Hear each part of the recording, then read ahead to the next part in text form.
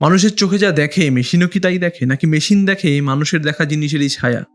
Human in the loop কোনো সাধারণ cinema নয়, এটা একটা অদৃশ্য পৃথিবী খুলে দেয়, যেখানে আমাদের দেখার ক্ষমতার সীমাবদ্ধতাই প্রযুক্তির ভবিষ্যৎ হয়ে দাঁড়ায়। ডিরেক্টর অরণ্য সহায়, যে কিনা FTI স্টুডেন্ট ছিলেন, তিনি একটা আলাদা সিনেমা বানিয়েছেন। কারণ একটু আলাদা, কারণ উনি বেছে নিয়েছেন এমন একটা বিষয় যা আমাদের দৈনন্দিন জীবনে একেবারে সামনে থাকা সত্ত্বেও পুরোপুরি অদৃশ্য।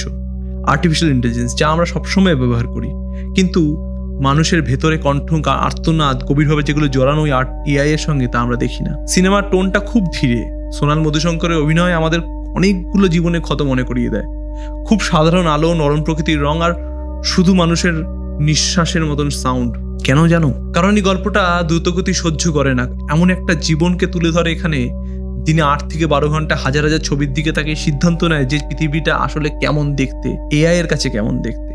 তাই পরিচালক বানিয়েছেন এক ধরনের ডকুমেন্টারি ফিকশন, যেখানে ফ্রেমগুলো খুব পরিচ্ছন্ন, কিন্তু তাতে লুকিয়ে আছে শ্রমের ভার, চোখের ক্লান্তি, নিজের অস্তিত্ব নিয়ে নীরব যুদ্ধ। সিনেমার খুব সহজ 3টে প্রশ্ন করে: AI কি সত্যি নিরপেক্ষ? নেহেমা যখন ছবিগুলো ট্যাগ করে, তার জীবনে অভিজ্ঞতা, ভয়, স্মৃতি সব ঢুকে যায় সেই ট্যাগের মধ্যে, যেটা কিনা পরে মেশিন শেখে। তাহলে কি মানুষ ভুল শিখছে, নাকি মেশিন ভুল শেখাচ্ছে?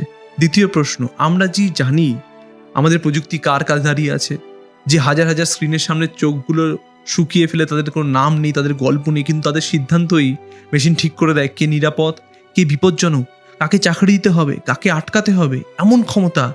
কিন্তু যে মানুষগুলো ঠিক করে তার ক্ষমতা নেই, ক্ষমতাহীন।